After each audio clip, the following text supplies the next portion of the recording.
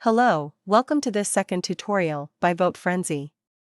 In this video, I am going to show you how to create your game and increase social engagement with your target audience.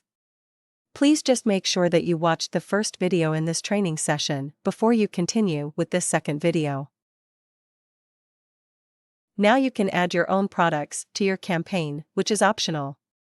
This means if you produce your own t-shirts, caps, hoodies, you can add these products into your game. Add a name, the price, and also the description of your product. You can also add pictures of your product into the store. Always remember to save your writings before you continue.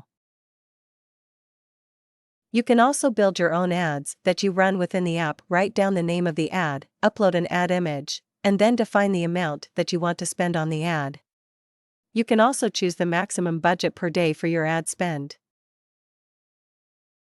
In order to motivate your community to engage with your brand, you can create some incentives for getting rewards and gifts.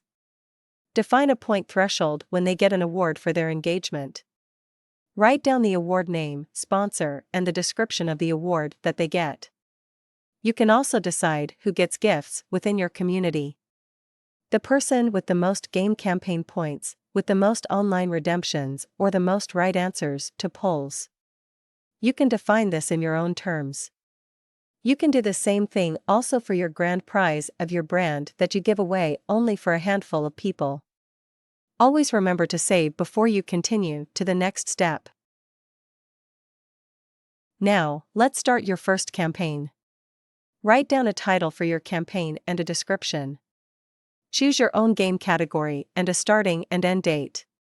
You can also create coupons for your community members so that they get specific discounts on your products.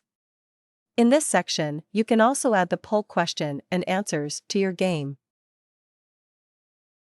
Congratulations! You are on a good track. Watch How to Create Your Own Game Part 3 for the next steps. See you in the next video.